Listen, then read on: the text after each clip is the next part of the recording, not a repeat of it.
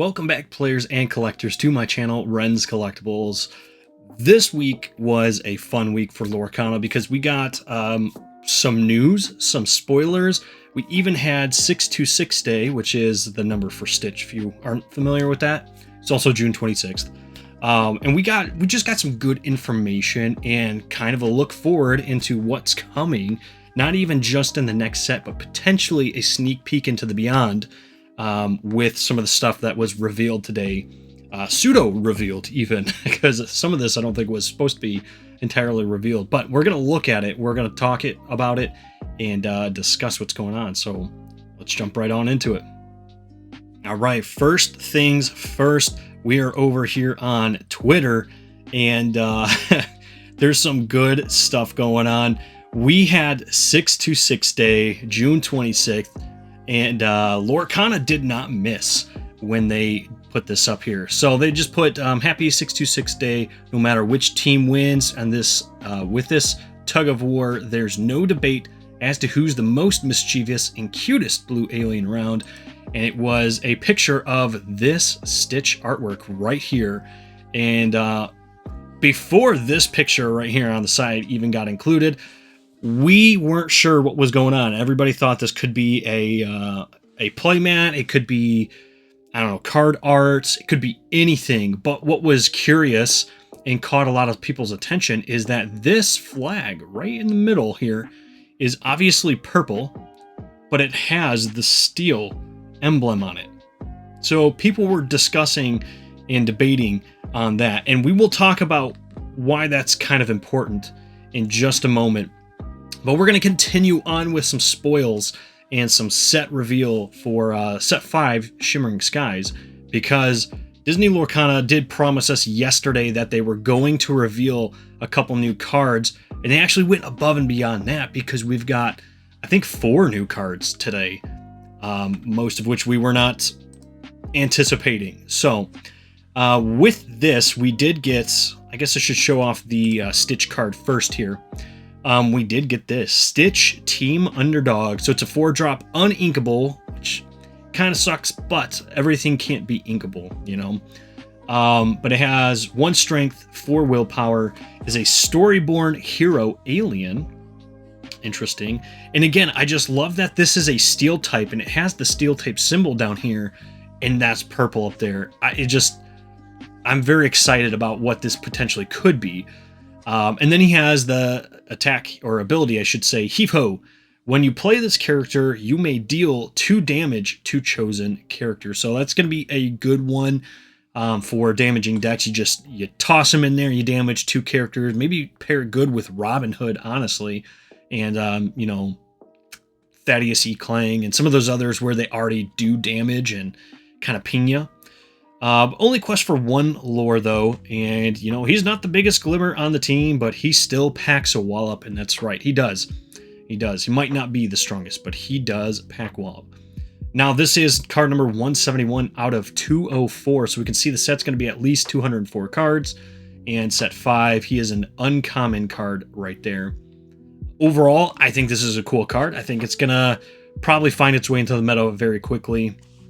It might not be, you know, the star of any deck, but it will make a nice support character for a lot of decks. So very happy about this. Very cool to see that they've transformed some of the artwork we were given into this card. And they actually did that with another card as well, where I don't know if it's down here or not. I think it's up above still. Let's see if we can find it real quick. This right here. So this is the other one. We got a picture of this Mufasa card, and it just said, "Remember who you are and remember this day. As 30 years ago, the Lion King roared onto the silver screen. 3 decades later, we still love this timeless tale of the cub who became a king." And we also speculated that this could be a playmat artwork. And to be fair, they could both be playmat artworks. They're both good enough to be them. You know, people would buy them. But this is the actual card that they just revealed earlier today with it.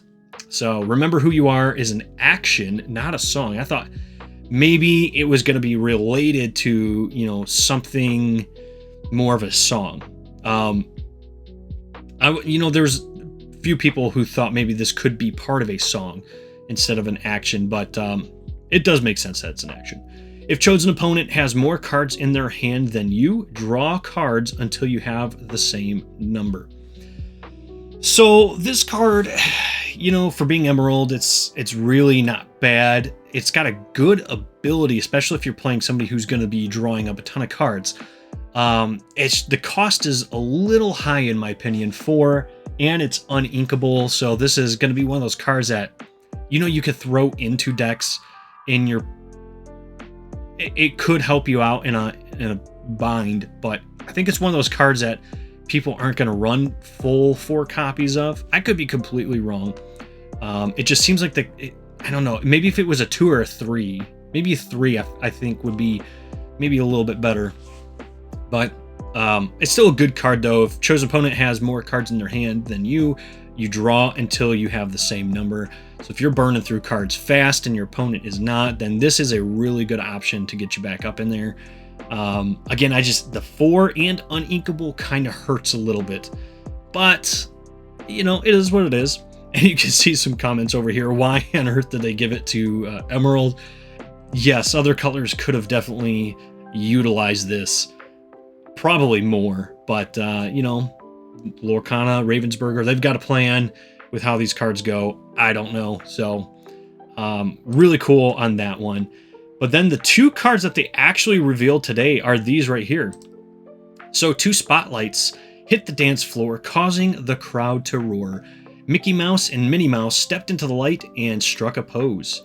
A musical beat filled the air, and with a 5, 6, 7, 8, the celebration had officially begun. And I think this is all part of, kind of like the unofficial or official lore, I should say, into the Great Illuminary, the big party that they're throwing for set 5, Shimmering Skies. And then obviously these are the artworks.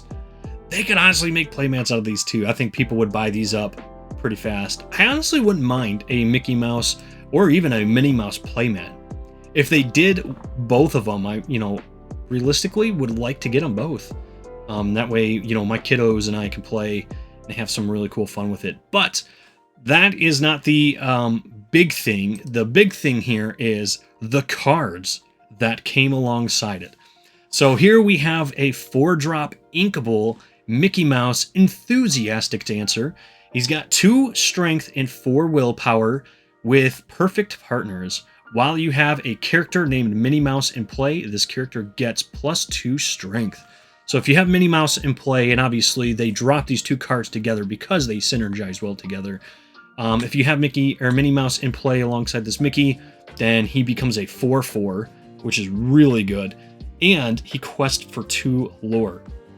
So I think there's a lot going for this Mickey Mouse. Again, the fact that it's inkable, it has an ability to bump it up to a 4/4, and it quests for 2. This is a pretty good character for a pretty low cost. I say low to medium cost. But overall, not bad. He's a Dreamborn hero as well, by the way. I don't know if I read that. Number 112 out of 204. It is a common card. And then we're going to get over to Minnie Mouse, who's a 3-drop inkable card with 2 strength, 4 willpower, Dazzling Dancer. And she says she has Dance Off. Whenever this character or one of your characters named Mickey Mouse challenges another character, gain 1 lore. So you could potentially put a few different Mickey Mouses in there, or you have a few minis, and every time they challenge, you get a lore. And then she just naturally quests for 1 lore herself, so not a bad option. And honestly, you get some of those Mickeys out there where you're just challenging nonstop. You gain a ton of lore. It's a pretty good way to just start flying up there. So I feel like there's going to be a lot of uses for Minnie Mouse here. Even if she's not partnered with the other Mickey here, I think that these 2 are good standalone characters, but they're also obviously so much better when they're together. I feel like this could really start to make a place in the meta. Not too bad, not too bad. But those were the big card reveals that we've gotten. So 4 cards today. on set 5, which is a pretty big deal. It's a pretty good spoiler that we got. But we're going to jump back real quick to June 26th, also known as 626, so Stitch Day. And we had that image of Stitch with the purple steel logo on it. And, you know, I highly recommend you guys go check out and follow, if you're not already following, Citizens of Lorcana. Really good people over there, and they're very knowledgeable, and they love Lorcana. So you guys will definitely be entertained and be caught up to date nonstop on Lorcana news if you go follow them.